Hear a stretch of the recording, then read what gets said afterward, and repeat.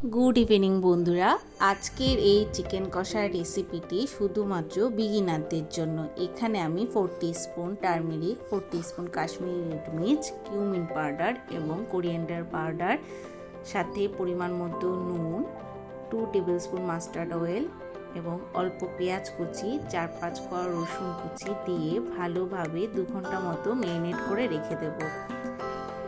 এবার আমি একটু গোটা গরম মশলা থেতো করে তেল গরম করে তাতে একে একে শুকনো লঙ্কা, তেজপাতা এবং এই গোটা গরম মশলাটা দিয়ে দেব।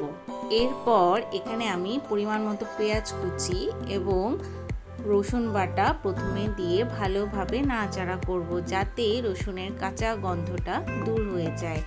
তারপরে একে একে আদা বাটা এবং পেঁয়াজ বাটা অ্যাড করব। একসাথে সব ভালোভাবে নাড়াচাড়া করে নেব। এবার টমেটো পেস্ট অ্যাড করে দেব। সব ভালোভাবে নাড়াচাড়া করার পর এখানে ম্যারিনেট করা চিকেন আমি দিয়ে দেব। একসাথে ভালোভাবে সব মিশিয়ে নেব। এখানে কিন্তু আমি প্রথমে জল অ্যাড করিনি, চিকেন থেকে জল বেরিয়েছে এবং গ্যাসের ফ্লেমটা লোতে রেখে আমি আস্তে আস্তে করে চিকেন ভালোভাবে কষিয়ে নেব।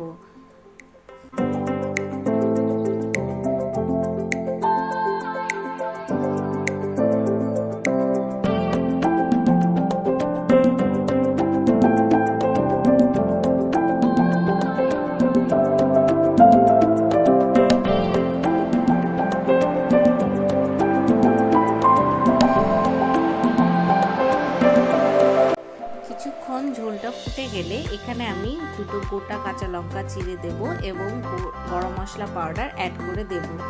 দিয়ে হালকা ভালোভাবে নাড়াচাড়া করে আমি ঢাকনা দিয়ে রেখে দেব।